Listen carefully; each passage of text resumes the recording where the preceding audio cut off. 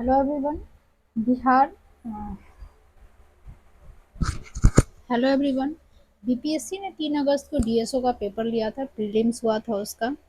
DSO के paper के through आप बीपीएससी के आगामी जो एग्जाम्स है, 71वीं बीपीएससी, बीपीएससी बीएसओ, तो जो भी एग्जाम्स है उसका आप आइडिया लगा सकते हैं कि बीपीएससी का ट्रेंड कैसा रहने वाला है इस साल। पिछली 17वीं की तरह या कुछ अपडेट किया है, तो यहाँ से आप पूरा आइडिया आपको मिल जाएगा इस पेपर को देख के। तो चलिए पेपर का एनालिसिस करते हैं। मैंने पूरा कोशिश किया है क्वेश्चन का जो आंसर है वो एकदम ऑथेंटिक देने का, प्रामाणिक रिसोर्स के थ्रू मैंने ये आंसर निकाले हैं। लेकिन कुछ क्वेश्चन है जो हमको भी डिस्प्यूटेड लगा है, तो उसको बीपीएससी या आयोग के भरोसे छोड़ा जाए। शुरू का जो 10 क्वेश्चन है वो मैथ और रीजनिंग का है, तो उसको फटाफट करके उसको थोड़ा इग्नोर करेंगे, तेज़ी से बढ़ेंगे। ये जो था वो रीजनिंग का क्वेश्चन था। टाइम एंड डिस्टेंस, सॉरी, ये क्या बोलते हैं, डायरेक्शन का क्वेश्चन था रीजनिंग का। तो एक का इसका आंसर हो जाएगा ए। इसका आंसर था ए। सेकंड है, ये पजल था। हाँ, इसको सॉल्व कीजिएगा तो ये डिफरेंस बेस्ड दोनों के डिफरेंस पे बेस्ड पजल है, तो इसका आंसर हो जाएगा 3, 30। Answer number C. ये है यूनिट डिजिट बेस्ड, तो इसको यूनिट डिजिट आप जानते हैं कि निकालने के लिए 4 से डिवाइड करना पड़ता है इसके पावर को। तो जब ऐसे करके 4 से डिवाइड करके और जब वो इसका तरीका होता है, तो इसका आंसर हो जाएगा 0। फिर जो भी हमारा रिजल्ट आता है उसको आपस में फिर मल्टीप्लाई करना पड़ता है, फिर उसका यूनिट डिजिट देखना पड़ता है, तो 0 इसका आंसर हो जाएगा। सॉरी। फोर्थ क्वेश्चन है, ये भी पजल है, तो इसका आंसर ए हो जाएगा। सॉल्व कीजिएगा तो ये हो जाएगा रिलेशन बेस्ड क्वेश्चन, तो इसका आंसर हो जाएगा चाची आंट। 5 का हो जाएगा डी। नेक्स्ट देखिए, ये क्वेश्चन है, इसमें बोला है कि आगे को पलट दो, पीछे को पलट दो, बीच को सेम रखो और बताओ कि बीच वाला क्या है। तो बीच वाला जब इसमें हम कोई चेंज ही नहीं करेंगे, इसमें जब हम चेंज ही नहीं करेंगे तो ये ज्यों का त्यों रह जाएगा, तो इसका आंसर हो जाएगा डब्ल्यू। 6 का आंसर हो जाएगा डब्ल्यू। 7 है, 7 देखेंगे तो ये भी एक पजल ही है। तो इसका आंसर जब मतलब ऑक्टक बनाना है, तो इसका आंसर इसमें आता है रफे। 7 का हो जाएगा डी। फटाफट देखते हैं, इसका आंसर हो जाएगा बी। 8 का, सॉरी, बी सही है। बी सही है, तो इसका आंसर हो जाएगा सी। 8 का सी। 9 का आंसर हो जाएगा 5, मतलब डी। 10 का आंसर हो जाएगा डी, मतलब 20। यहाँ से शुरू शुरू होता है जीके का question. French open 2015-25, French open 2025 का विनर पूछ रहा है महिला में, तो वो कोको गॉफ था, जिन्होंने एरिना सबलेंका को हरा कर फर्स्ट फर्स्ट रैंक लाया था। तो ये उपविजेता है और ये विनर है। ये उपविजेता है और ये विनर है, तो इसका आंसर हो जाएगा 11 का 1। निम्नलिखित में से कौन सा देश यूक्रेन के साथ अपनी सीमा साझा नहीं करता। तो यूक्रेन को आप जब देखिएगा तो यूक्रेन का तो एक साइड इधर से हो जाएगा, ये तो ब्लैक सी आता है, एक साइड ब्लैक सी है। ये आपको रसिया आ जाएगा। रसिया के बगल में ही है बेलारूस, जो वॉर चल रहा था उसमें बेलारूस का काफ़ी ज़्यादा जिक्र आया था। ये है पोलैंड इधर से। ये स्लोवाकिया है इधर से। इधर से स्लोवाकिया के बगल में हंगरी मिल जाएगा आपको, हंगरी के बगल में रोमानिया है और इस बीच में मालदोवा है। तो देखा जाए तो ये तो सारा इसमें है मौजूद, तो इसका आंसर हो जाएगा 12 का ए। नेक्स्ट देखिएगा, द स्ट्रेट ऑफ हॉर्मुज के बारे में पूछ रहा है। तो हॉर्मुज एक पतला सा गलियारा है पानी का, जिसके एक साइड आपको गल्फ ऑफ ओमान मिलेगा, गल्फ ऑफ ओमान मिलेगा। दूसरे साइड आपको, इस साइड आपको मिलेगा फारस की खाड़ी, पर्शियन सी, पर्शियन सी मिलने वाला है। और ये ज़मीनी एरिया है पूरा अरब कंट्री का, तो यहीं पे दुबई है। तो इसी वाले एरिया को वो है, इसी वाले एरिया का नाम है द स्ट्रेट ऑफ हॉर्मुज। तो ये फारस की खाड़ी है और ओमान की खाड़ी है। 1 और 4 मतलब आंसर हो गया सी। 14 में है इकोवास के बारे में पूछ रहा है। तो इकोवास के बारे में जो अभी है वो नाइजर के साथ दो और कंट्री था जो वहाँ से अपना विड्रॉ कर लिया है, वापसी ले लिया है। तो वो था माली और बुर्किना फासो। माली और बुर्किना फासो। तो इसका आंसर हो जाएगा 14 का डी। 2011 की जनगणना के अनुसार भारत का बाल लिंगा, ध्यान दीजिएगा, पूछ रहा है बाल लिंगानुपात, चाइल्ड सेक्स रेशियो, तो ये हो जाएगा ऑप्शन नंबर ए 919। कहीं कहीं आपको 1918 भी मिल जाता है। ये जो है हमारा वो सेक्स रेशियो है और ये पूछ रहा है चाइल्ड सेक्स रेशियो। तो इसका आंसर हो जाएगा 15 का ए। इसरो के पहले सौर मिशन का क्या नाम है? इसरो का पहला सौर मिशन है आदित्य L1। 19 नाम शिखर सम्मेलन कहाँ हुआ था? तो ये युगांडा में हुआ था और 20 नंबर का जो होने वाला था वो उज्बेकिस्तान में होने वाला है, सॉरी। किस देश ने फिलिस्तीन में इजराइल की कार्रवाई के खिलाफ अंतर्राष्ट्रीय न्यायालय में मामला? तो दक्षिण अफ्रीका जो है ये एक ऐसा देश है जिसने इजराइल के खिलाफ केस कर दिया था इंटरनेशनल कोर्ट में। यहाँ पे कुछ ऑपरेशन है, 19 नंबर क्वेश्चन में कुछ ऑपरेशन है, उसका रिलेशन पता करना है। तो ऑपरेशन गंगा हम लोग बहुत सुने थे यूक्रेन के समय में। तो ए जाएगा 4, ए हो गया 4। ऑप्शन एलिमिनेट भी कर सकते हैं, ये तो नहीं होगा, ये नहीं होगा, दो ऑप्शन है, ए का 4, बी का 2 या बी का 3। तो कावेरी जो था वो सूडान को था, तो बी का 3, बस यही हो गया ऑप्शन नंबर डी। अजय, ऐसे आप देख सकते हैं, अजय इजराइल का है और देवी शक्ति जो है वो अफगानिस्तान का है। आर्टिफिशियल रेन के लिए सबसे अधिक किस रसायन का उपयोग किया जाता है? तो सबसे ज़्यादा यूज होता है सिल्वर आयोडाइड। इसके साथ ड्राई आइस का भी यूज होता है या साल्ट का भी यूज होता है, लेकिन मेन किरदार निभाता है सिल्वर आयोडाइड। किस कंपनी ने भारत की आकाश तीर वायु रक्षा, तो आकाश तीर वायु रक्षा भारत इलेक्ट्रॉनिक्स लिमिटेड ने ISRO and DRDO ISRO and DRDO के साथ मिलकर बनाया था। आर्टिफिशियल इंटेलिजेंस के जनक तो जॉन मैकार्थी को फादर ऑफ एआई बोला जाता है। Artificial intelligence. निम्नलिखित में कौन सी धातु उन दुर्लभ मृदा धातुओं में से नहीं है जिनका उपयोग विद्युत और इलेक्ट्रॉनिक घटकों के निर्माण में किया जाता है? इसका आंसर होगा रेडियम। ऐसे इसको आप डाउटफुल क्वेश्चन के रूप में रख सकते हैं। Wait for BPSC. Wonder drug Ozempic का निर्माता नोवो नॉर्डिक्स किस देश की बहुराष्ट्रीय स्वास्थ्य सेवा कंपनी है? तो ये डेनमार्क की कंपनी है। दिसंबर 2024 में किसे हराकर डी गुकेश सबसे कम उम्र के विश्व शतरंज चैंपियनशिप बने? बात हो रही है दिसंबर 2024 में, जो कि सिंगापुर में एक मैच हुआ था जिसमें डी गुकेश ने डिंग लीरेन को हराया था। और ये जो मैग्नस कार्लसन है इसको नॉर्वे में हराया था। नॉर्वे 2025 टूर्नामेंट जो था उसके तहत हराया था। तो इसका आंसर हो जाएगा Ding Liren. 26 number question, Sindhu जल संधि के बारे में जो कि 1960 में हुआ था, इसके बारे में निम्नलिखित में से कौन सा कथन सही है? यह संधि जवाहरलाल नेहरू और फील्ड मार्शल अयूब खान के बीच लाहौर में, एक मिनट, ये लाहौर नहीं, ये कराची में हुआ था। तो ये तो गलत हो जाएगा। इस संधि ने भारत को चिनाब, सिंधु और झेलम नदियों से जल विद्युत शक्ति उत्पन्न करने की अनुमति दी थी। तो एक्चुअल में इसके तहत था क्या कि 80% पाकिस्तान लेगा और 20% पानी इंडिया लेगा।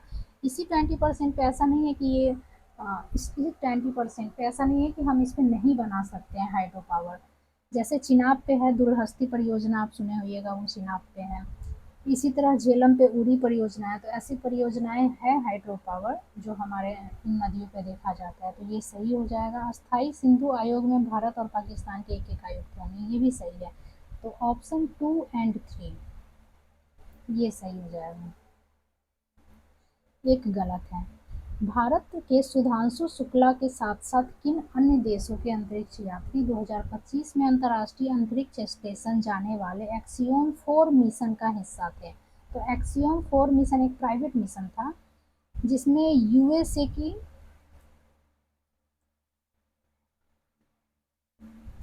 फैगी विटसन,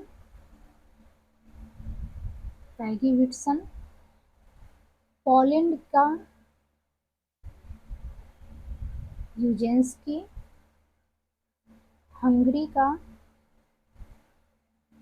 तिबोर कापू, ये तीनों थे और एक इंडिया के थे। 4 लोग थे इस मिशन में, तो ये तीनों हो गए। नॉर्वे का इसमें नहीं था, तो 1 3 4 1 3 4 ये हो जाएगा। 27 का आंसर डी।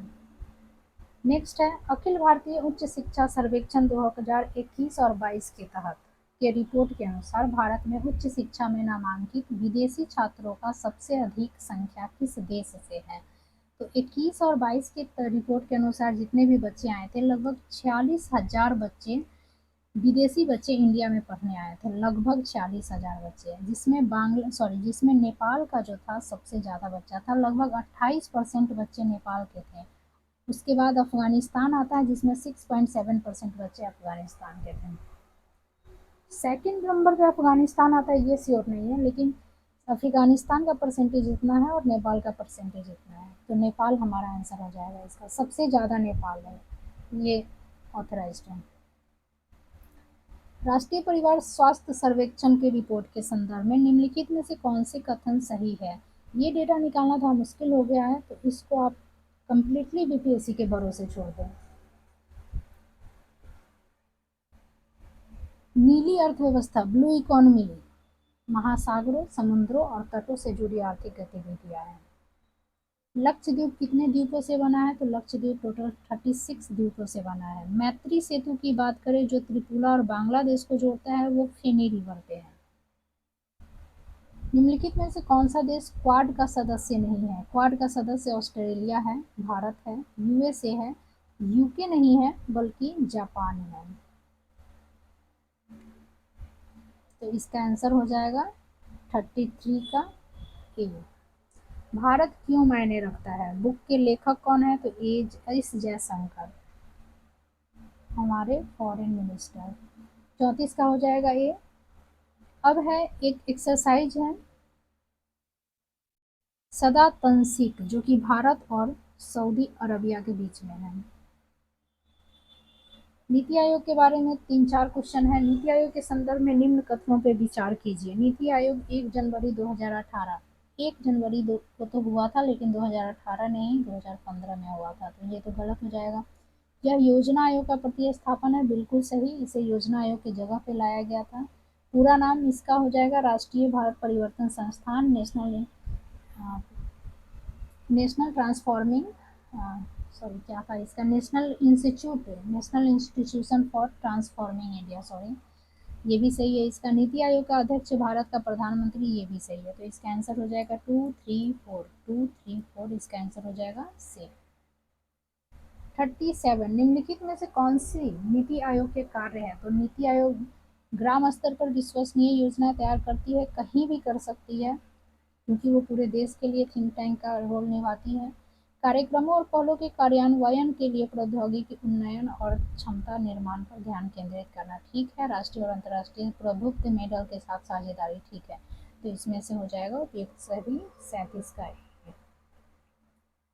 38 देखिए, योजना अवधि के मध्य निम्नलिखित बिंदु लक्ष्यों पर विचार कीजिए। तो ये क्वेश्चन बीपीएससी के भरोसे छोड़ दीजिए, इसमें मैं एग्जैक्ट नहीं बता पाऊंगी। निम्नलिखित में से कौन एक 12वीं पंचवर्षीय योजना का लक्ष्य नहीं था? नहीं था, ये था, ये भी था, ये भी था। ऐसा कुछ नहीं बोला गया था कि 2015 तक हम सूर्य राजकोषीय घाटा प्राप्त कर लेंगे, ऐसा नहीं था, तो इसका आंसर हो जाएगा बी। 10वीं पंचवर्षीय योजना का लक्ष्य वृद्धि दर क्या था? तो 8% था।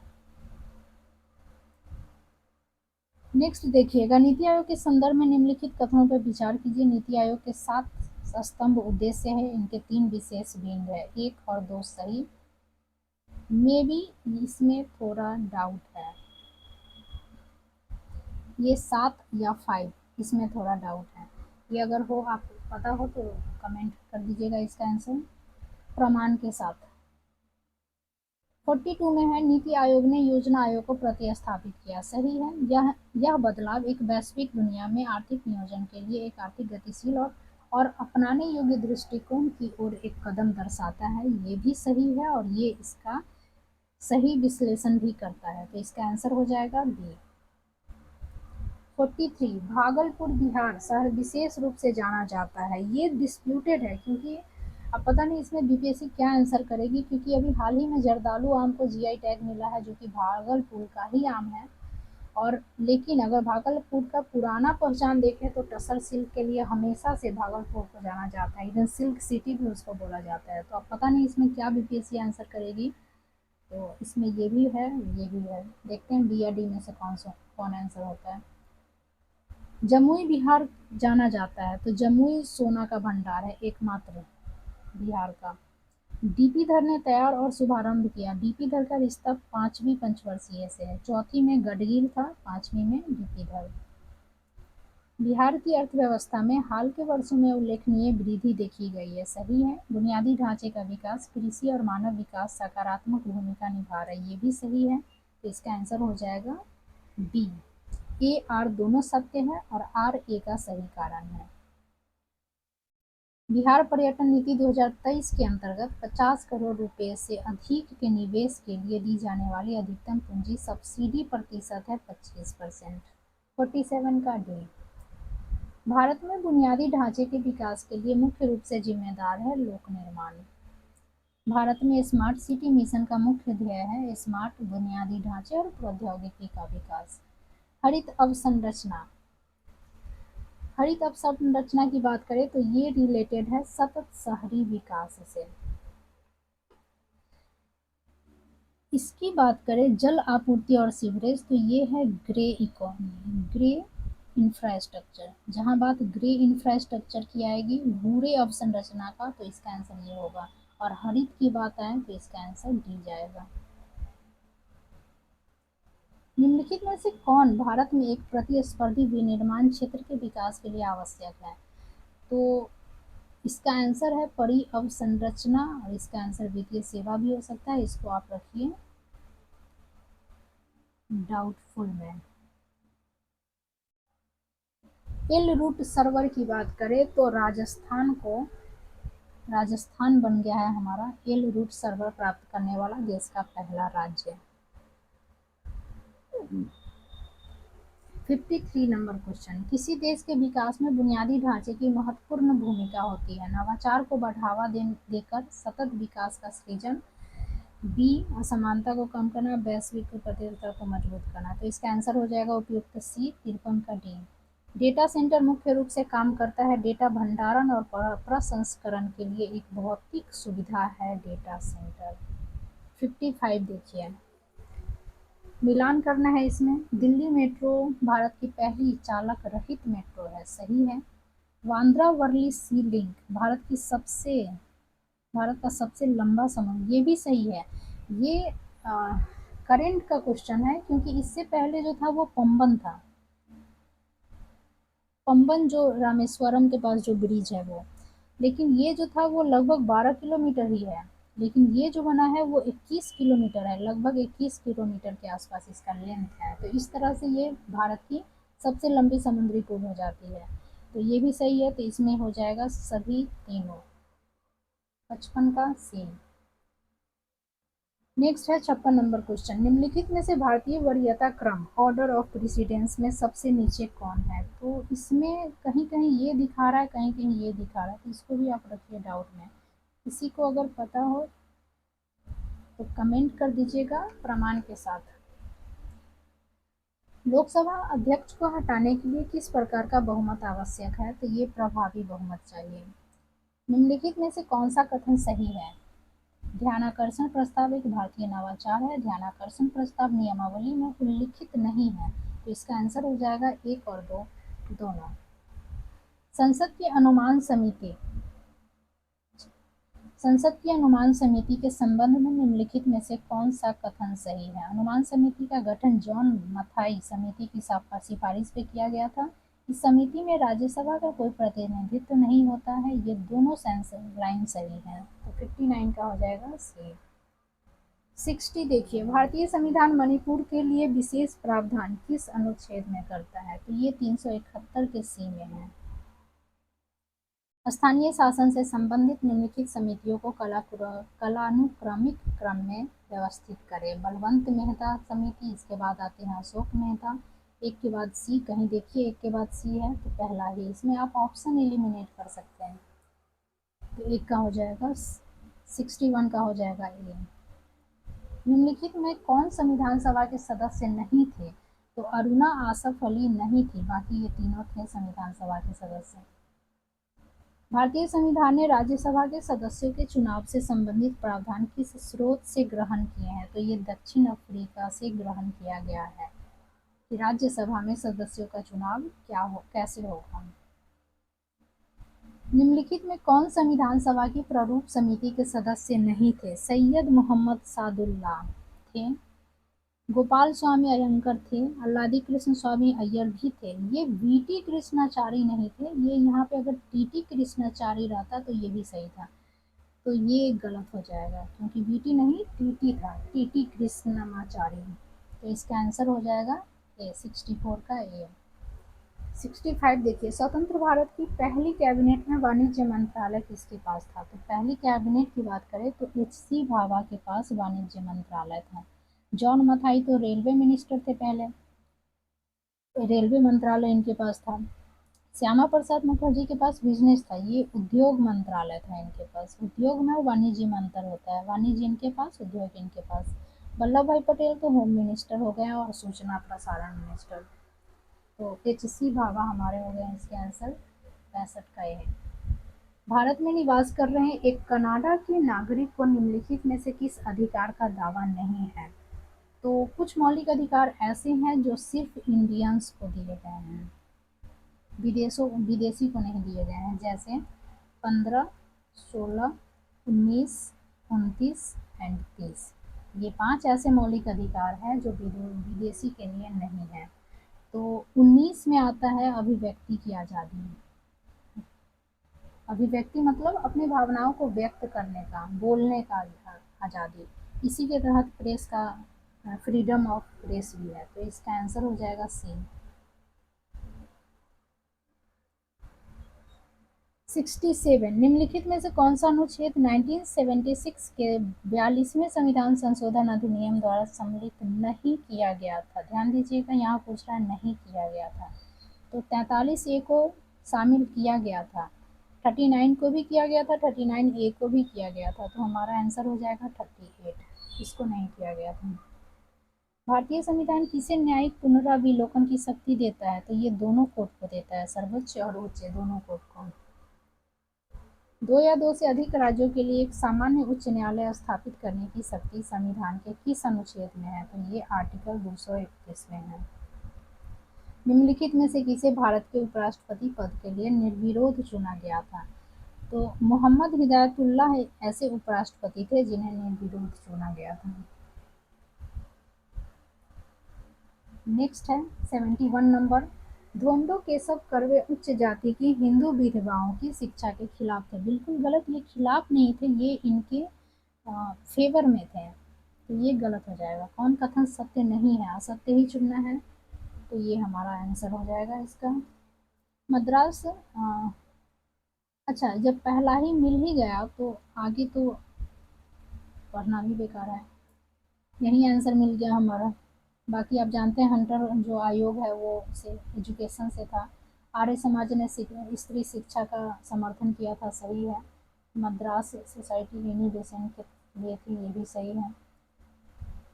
जब द्विराष्ट्रीय सिद्धांत जोर पकड़ रहा था तब किसने मॉर्ले मिंटो सुधार पर तंज कसते हुए कहा कि पाकिस्तान का वास्तविक जन्मदाता इकबाल या जिन्ना नहीं वरन मिंटो था? ये स्टेटमेंट है गोविंद बल्लभ पंत का। यहाँ मिलाने वाला है 73 में, तो ये नाम है और उनके रियल नाम है, असली नाम और लोकप्रिय नाम में मिलान करना है। तो स्वामी विवेकानंद को सबसे पहले पकड़िए, इनका नाम था नरेंद्र नाथ दत्त।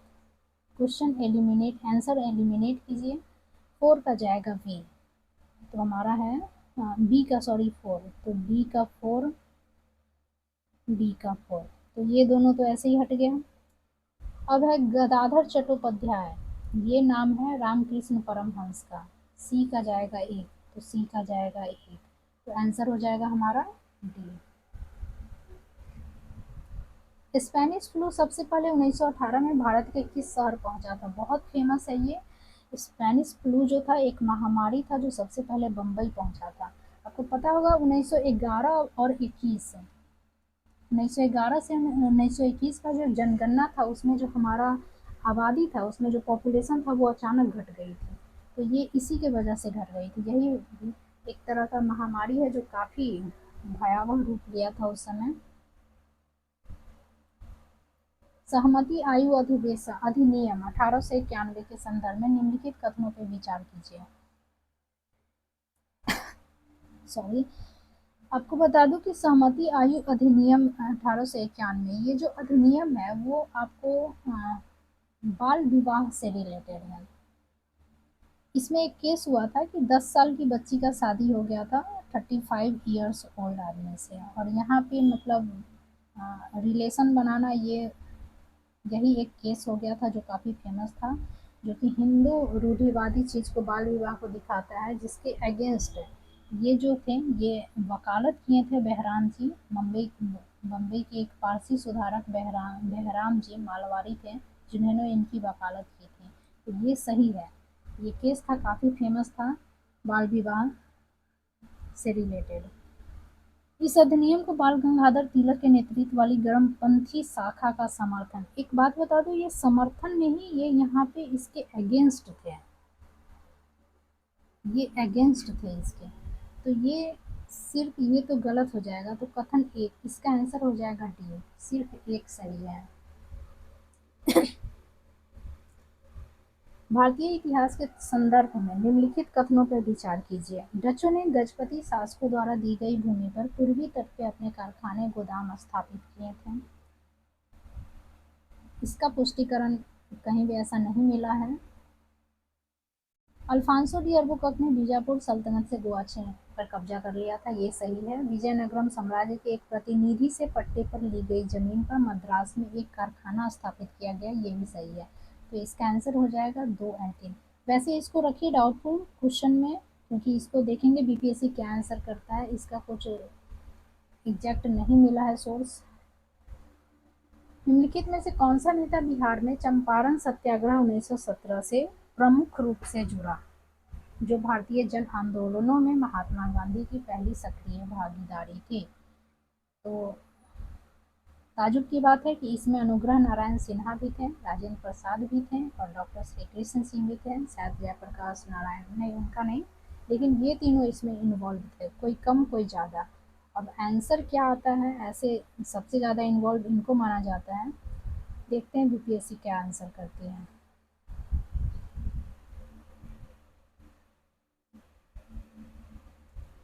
तो वेट फॉर द आंसर की। कुछ क्वेश्चन है डिस्प्यूटेड जिनको मैं एग्जैक्ट आंसर बताने से डर रही हूँ, वेट करना ज़्यादा सही रहेगा।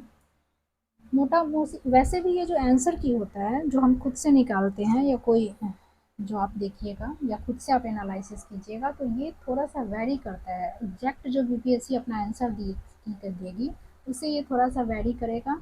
तो आप मोटा मोटी एक अंदाज़ा लगा सकते हैं, एग्जैक्ट आप नहीं बता सकते कि इसमें आपका इतना स्कोर आ रहा है।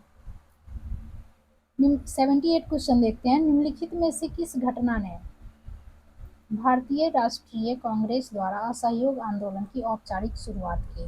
तो कांग्रेस का नागपुर अधिवेशन 2020 में इसका शुरुआत होता है।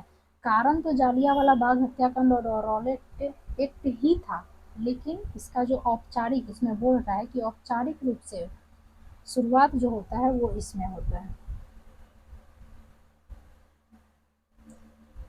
79 देखिएगा। बिहार विज्ञान सोसाइटी की स्थापना कब हुई थी? तो 1868 में हुई थी। बिहार के जगदीशपुर में 1857 के भारतीय विद्रोह का नेता कौन था? तो ये हमारे कुंवर सिंह थे। निम्नलिखित में से कौन प्रारंभिक औपनिवेशिक शासन के दौरान साल्ट पीटर के निर्माण का सबसे महत्वपूर्ण केंद्र था? तो साल्ट पीटर जो था बिहार फेमस था उसके लिए। अस्थाई बंदोबस्त 1793 में लॉर्ड कॉर्नवालिस द्वारा कहाँ लागू किया गया था? अस्थाई बंदोबस्त लाया गया था कर्नवालिस के द्वारा तैयार किया गया था सर जॉन सॉ द्वारा। और ये जो था वो बंगाल, बिहार और उड़ीसा उड़ीसा तीनों क्षेत्र के लिए था। भागा जतीन, नाम सुन के ही लग रहा होगा इनका रिश्ता बंगाल से होगा, लेकिन इसमें देखिएगा ऑप्शन ए में बंगाल में खिलाफत आंदोलन की शुरुआत की। हम सबको पता है खिलाफत आंदोलन जो था वो खलीफा, तुर्की के खलीफा पोस्ट के लिए था। खलीफा पोस्ट को खत्म कर दिया था अंग्रेज, या करने वाला था, उसके विरोध में किया जा रहा था। तो ये तो नहीं होगा क्योंकि ये मुसलमान नहीं थे, ये बेंगोलन हिंदू थे शायद, तो ये तो नहीं होगा। बारदोली सत्याग्रह में तो सरदार वल्लभ भाई पटेल थे, तो इसका आंसर ये भी नहीं होगा क्योंकि ये तो हमारे थे व्योमेश चंद्र बनर्जी, पहले भारतीय। तो इसका आंसर हो जाएगा सी। यहाँ पे एग्जैक्ट, अगर आपको एग्जैक्ट नहीं पता हो फिर भी आप यहाँ पे आंसर एलिमिनेट करके बना सकते थे। भारतीय राष्ट्रीय आंदोलन के दौरान बदरुद्दीन तैयब जी का कौन सा योगदान प्रमुख रूप से जाना जाता है? उन्होंने 1929 में लाहौर अधिवेशन की अध्यक्षता की, जहां पूर्ण स्वराज नहीं, ये वो नहीं थे, ये जवाहरलाल नेहरू थे इसमें। फॉरवर्ड ब्लॉक के संस्थापक बिल्कुल नहीं, ये तो सुभाष चंद्र बोस थे। ये भारतीय राष्ट्रीय कांग्रेस के पहले मुस्लिम अध्यक्ष बने, सही बात है, और हिंदू मुस्लिम एकता के लिए सक्रिय रूप से, बहुत सही। तो 84 का आंसर हो जाएगा सी। निम्नलिखित अकाल आयोगों को कालक्रमानुक रूप से व्यवस्थित करें। ये अकाल आयोग है, ये सारे लोग अलग अलग टाइम पीरियड पे लाए थे। तो हम देखते हैं कि सबसे पहले कौन थे। तो सबसे पहले आप देखिएगा तो स्ट्रेची जो है वो 1880 के दशक में लाया था, 1880 के रेंज समय में। उसके बाद लाते हैं लॉयर 1897 में, फिर मैकडोनल्ड लाते हैं 1900 में, फिर कैंपबेल लाते हैं। तो पहले हम देख रहे हैं कि स्ट्रेची है, मतलब B and C, B C C answer. 85 का सी। 86 में है बलबन से कौन संबंधित नहीं है? तो चहलगामी तुर्क को बलबन जो है वो खत्म कर दिया था, आते ही खत्म किया इसको। पूंजी का हस्तांतरण भी बलबन से रिलेटेड नहीं है, इसको तो ये खत्म किया था, इसको लाया था, और ये तो गुलाम वंश के अंतर्गत ये शासक था। तो अब इसका आंसर आपको सटीक आंसर बोले तो इसका हो जाएगा 36 का ये। ऐसे चहलगामी तुर्क भी हो सकता है, इस क्वेश्चन को डाउटफुल नहीं रखिए क्योंकि ये भी में से कोई भी हो सकता है। निम्नलिखित में से किस अखबार ने नील विद्रोह के दौरान इंडिगो प्लांटर्स की कड़ी निंदा की और कृषकों के पक्ष में समर्थन दिया था? तो हिंदू पैट्रियट। भारतीय अर्थव्यवस्था पर किनके खुले पत्रों ने लॉर्ड कर्जन को इस कदर विवश किया कि ब्रिटिश भारतीय शासक को इसका आधिकारिक खंडन प्रकाशित करना पड़ा और साथ ही सुधारात्मक आर्थिक कदम भी उठाने पड़े? तो ये जो थे वो थे आरसी दत्त। मिलान करना है इसमें, कौन सही मेल नहीं है? तो खुदाई खिदमतगार अब्दुल गफ्फार खान सही है। आज़ाद मुस्लिम कॉन्फ्रेंस अल्लाह बख्श सही है। खाकसार पार्टी मशरिकी सही है। कृषक प्रजा पार्टी ये अब्दुल हक नहीं, ये थे फजलुल हक, फजलुल हक थे ये, अब्दुल हक नहीं थे। 90 है बख्तियार खिलजी ने जब 1202-3 में बंगाल पर आक्रमण करते हुए तिरहुत पर हमला किया। तिरहुत वही हो गया जो हमारा मुजफ्फरपुर, सीतामढ़ी, पूर्वी चंपारण, पश्चिमी चंपारण, वैशाली में है। वहाँ के शासक राजा नरसिंह देव के लिए इसका क्या परिणाम था?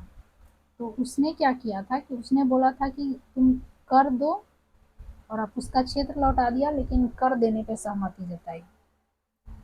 कर टैक्स को अपने कंट्रोल में ले लिया और क्षेत्र उसको लौटा दिया।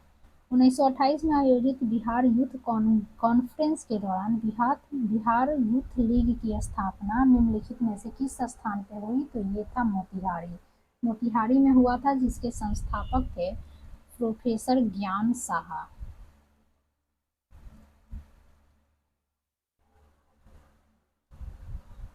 92 नंबर क्वेश्चन है, निम्नलिखित में से कौन से नेताओं का युग 1922 में मुंगेर में किसान सभा के आयोजन के लिए जिम्मेदार था? तो किसान सभा की बात करें तो किसान सभा के संस्थापक तो स्वामी सहजानंद सरस्वती थे। बिहार प्रांतीय किसान सभा का गठन स्वामी सहजानंद सरस्वती ने किया था 1929 में। लेकिन यहाँ बात हो रही है मुंगेर में किसान सभा के आयोजन का जिम्मेदार कौन था 1922 में। तो ये जो थे वो है श्री कृष्ण सिंह और मोहम्मद जुबैर। 92 का हो जाएगा सी। वर्ष 1928-29 के दौरान बिहार प्रांतीय कांग्रेस समिति के अध्यक्ष कौन थे? तो इसका आंसर हो जाएगा श्री कृष्ण सिंह, क्योंकि राजेंद्र प्रसाद 1931 में थे।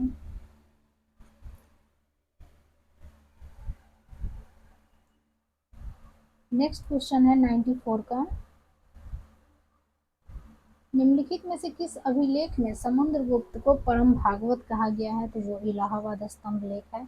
ऐसे डिस्प्यूटेड है क्योंकि एरन स्तंभ भी मिलता है कहीं कहीं, लेकिन एरन स्तंभ का जो लिपि है वो बहुत हद तक मिट गया था। तो देखते हैं इसमें बीपीएससी क्या आंसर करती है। ज़्यादा चांस इलाहाबाद स्तंभ ही होना चाहिए। नेक्स्ट है 95, निम्नलिखित में से कौन सा शिलाखंड रॉक कट मंदिर वास्तुकला का उदाहरण है? एलोरा का कैलाश मंदिर काफी फेमस है। अशोक के किस स्तंभ में कलिंगवार, कलिंगवार मतलब शिलालेख 13वां।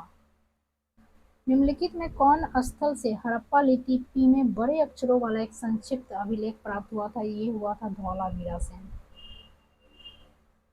शेर शाह के प्रशासन के बारे में निम्नलिखित कथनों पर विचार कीजिए। शेर शाह आप जानते होइएगा सासाराम के थे, अफगानी थे। शेर शाह के साम्राज्य को 47 सरकार में विभाजित किया गया था। चीफ कानून व्यवस्था और चीफ मुंशी प्रत्येक सरकार में प्रशासन के दो प्रभावी अधिकारी के सही है। प्रत्येक सरकार को कई परगनों में विभाजित किया गया था, ये भी सही है। तो इसका आंसर हो जाएगा 1 और 2 दोनों। ऐसे इसका थोड़ा सा डाउट इसमें है।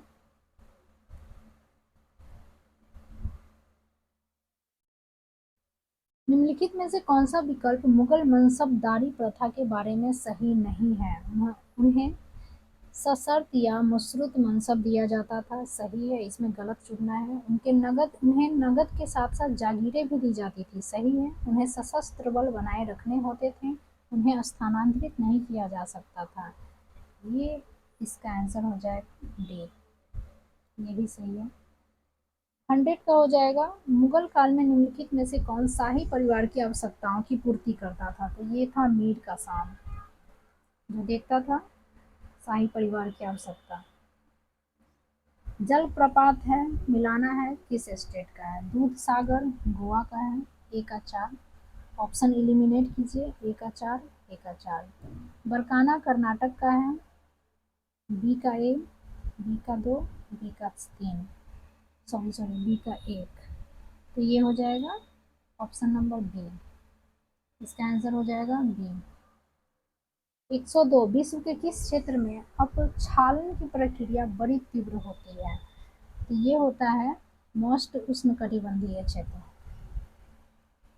आर्द्र उष्णकटिबंधीय क्षेत्र में। विश्व में अंगूर की खेती, बागवानी, कोसी कीट पालन, रेशमी उत्पादन बहुत फेमस है। ये फेमस है भूमध्य सागरीय क्षेत्रों में। 103 का हो जाएगा डी। विश्व में सर्वाधिक ज्वालामुखी किस पेटी में आते हैं? तो परिप्रशांत पेटी में, रिंग फायर जिसे कहा जाता है। विश्व की सर्वाधिक जैव विविधता समृद्ध क्षेत्र, ये आपको मिलेगा उष्णकटिबंधीय क्षेत्र में, इक्वेटर के पास। ये जो अर्थ है, तो ये जो इक्वेटर है जहाँ सनलाइट हमेशा परपेंडिकुलर पड़ती है, इस वाले क्षेत्र में आपको सबसे ज़्यादा जैव विविधता मिलेगी। विश्व के 2 शीर्ष अग्रणी टीन उत्पादक देश, ये हो जाएगा चीन और इंडोनेशिया। रांची का पठार उदाहरण है, रांची का पठार उदाहरण है उत्थित पेनिप्लेन का। किस नदी को बिहार का शोक कहा जाता है? कोसी नदी को। सबसे ज्यादा मार्ग बदलने वाली रिवर है कोसी। इसीलिए बाढ़ जब इसमें आता है तो सबसे ज़्यादा तबाही भी लाता है। इसका कोई फिक्स डायरेक्शन नहीं है कि ये इसी डायरेक्शन में बहेगी। बिहार का निम्नलिखित में से कौन सा जिला नेपाल के साथ अपनी सीमा साझा नहीं करता है? तो ये नेपाल है, यहाँ भूटान हो जाता है, यहाँ उत्तराखंड है, तो बीच में देखिएगा तो यूपी है, सॉरी बिहार, बिहार पूछ रहा है ना बिहार का, तो बिहार का देखिएगा तो बिहार का ऐसे है, तो पश्चिमी चंपारण हो जाएगा यहाँ पे, यहाँ पूर्वी चंपारण है, यहाँ सीतामढ़ी है तो सीतामढ़ी है, ठीक है। इसके बाद सीतामढ़ी के बाद आ जाएगा मधुबनी, तो मधुबनी भी है। मधुबनी के बाद सुपौल, अररिया, किशनगंज, तो अररिया भी है। पूर्णिया नहीं है क्योंकि पूर्णिया तो यहाँ पड़ता है। 110, बिहार राज्य में सबसे बड़ा अभयारण्य कौन सा है? तो कैमूर जो है वो सबसे बड़ा अभयारण्य है बिहार में। ये लगभग आपको लगभग 1500 किलोमीटर स्क्वायर के रेंज में फैला हुआ है, सबसे बड़ा है। भीम बांध वन्य जीव अभयारण्य कहाँ स्थित है? तो ये मुंगेर में है। बिहार की मुख्य नदी प्रणाली कौन सी है? तो गंगा है। निम्नलिखित में से किस जिले से गंगा नदी बिहार में प्रवेश करती है? तो बक्सर जिले से। भारत में निम्नलिखित में से कौन सा कोयला उत्पादन से संबंधित नहीं है? कर्णपुरा कोयला उत्पादन से है, जो कि झारखंड में है। गिरिडीह भी है, ये भी झारखंड में है। बोकारो भी झारखंड में है। बैलाडीला ये नहीं है, ये छत्तीसगढ़ का है, और ये जो है वो आयरन और का है, तो इसका आंसर हो जाएगा बैलाडीला। निम्नलिखित नदियों में से कौन महान हिमालय के उत्तर में उत्पन्न होती है? तो महान हिमालय के उत्तर में तो सिंधु होती है, ब्रह्मपुत्रा होती है, और एक सतलज होती है। बहती तो है ग्रेट हिमालय के दक्षिण में, लेकिन ओरिजिन जो है इसका वो होता है ग्रेट हिमालय के उत्तर में, जो कि ये तिब्बत का एरिया पड़ता है। तो इसका आंसर हो जाएगा 115 का ए। कोपेन के जलवायु वर्गीकरण के अनुसार निम्नलिखित जलवायु प्रकारों में से कौन सी भारत में है? तो कोपेन का देखिएगा तो इसमें आपको 7 टाइप्स के दिखेंगे जलवायु वर्गीकरण। एक है AMW, जो गोवा और वेस्टर्न एरिया का पार्ट होता है। एक है AS, जो कि आपको कोरोमंडल, तमिलनाडु का कोरोमंडल वाला एरिया हो जाएगा। एक है AW, ये हो जाएगा पेनिनसुलर एरिया, प्लेट्यू वाला एरिया। एक है BSHW, ये हो जाएगा आपका वेस्टर्न एरिया, जैसे पंजाब हो गया, राजस्थान हो गया, गुजरात हो गया, ये हो गया।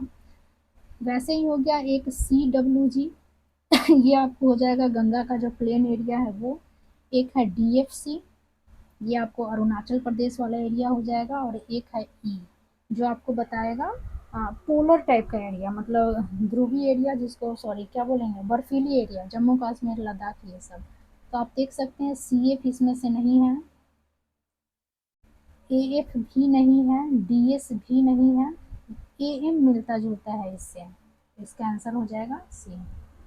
हिमालय की किस श्रृंखला का निर्माण सबसे बाद में हुआ है? तो शिवालिक का निर्माण सबसे बाद में हुआ है। ये क्लियरली ये सब लुसेंट में भी आपको मिल जाएगा। सहायक नदी देखना है तो गंगा की सहायक नदी कोसी हो गई, A का 3 आप खोजिए, A का 3 मिल गया 2। इसके बाद है यमुना की सहायक नदी चंबल हो गई, तो B का 1 खोजिए, B का 1, तो आंसर हो जाएगा हमारा 118 का B। कौन सी नदी अरब सागर में मिलती है? तो नर्मदा अरब सागर में मिलती है। बाकी ये जो है ये सारी नदियाँ, यमुना तो आपको गंगा में ही मिल जाएगी, लेकिन ये जो है वो बे ऑफ बंगाल में मिलती है। टोडा जनजाति आपको बता दें ये एक पशुपालक जनजाति है, जानवरों को पालती है, भैंस, स्पेशली भैंस पालन के लिए फेमस है टोडा जनजाति। नीलगिरी पहाड़ी पे मिलती है ये जनजाति, तमिलनाडु की सबसे फेमस जनजाति है।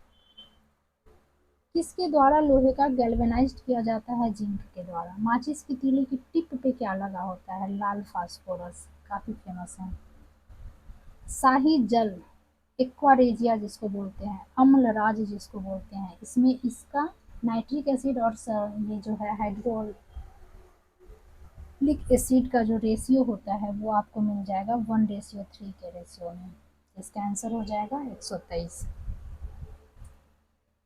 कोयले की किस किस्म से यह पहचाना जाता है कि इसका निर्माण किस पौधे से हुआ है? तो इसका है, ऐसे तो ये क्वेश्चन थोड़ा समझ नहीं आया, तो इसको आप डाउटफुल में रखिए। क्यों? क्योंकि पीट जो होता है वो सबसे लो क्वालिटी का कोयला होता है, और एंथ्रासाइट जो होता है वो सबसे हाई क्वालिटी का कोयला होता है। लेकिन पहला स्टेप जो होता है कोयला प्राप्त करने का, जो हम बोलते हैं ओर फॉर्म में जो होता है, वो पीट होता है। अब पता नहीं इसका आंसर क्या होगा, तो इसको छोड़िए। वायुमंडल में ग्रीन हाउस प्रभाव के लिए कौन सी गैस सबसे ज्यादा योगदान है, तो कार्बन डाइऑक्साइड लगभग इसका 70% योगदान है। 126। नेप्टून्स समुद्री पारिस्थितिकी तंत्र की खाद्य श्रृंखला के सर्वोच्च परभक्षी है। निम्न में से कौन नेप्टून्स की श्रेणी में नहीं आते हैं, तो नेप्टून्स की श्रेणी में जेलीफिश नहीं आ जाता है, क्योंकि जेलीफिश जो है वो प्लैंकटन के श्रेणी में आता है। डीएनए और आरएनए में निम्न में से कौन सा तत्व नहीं है, तो सल्फर हमारे डीएनए में नहीं पाया जाता है। पारिस्थितिक तंत्र में 10% ऊर्जा का जो सिद्धांत है वो लिंडमैन दिया था, Raymond Lindeman. Bombay natural history society द्वारा त्रैमासिक पत्रिका हॉर्नबिल सॉरी हॉर्नबिल जो है वो फेमस है पत्रिका वन्य जीव एवं वातावरण के लिए। भारत में कितने बायोडायवर्सिटी हॉटस्पॉट है, तो 4 है, जिसमें से आपका वेस्टर्न घाट माउंटेन जो है वो सबसे ज़्यादा सेंसिटिव जोन है। लंबवत तरंगे किससे नहीं गुजरती है, तो लंबवत तरंगे लॉन्गिट्यूडिनल वेव्स जो है वो वैक्यूम से नहीं गुजरती है, निर्वात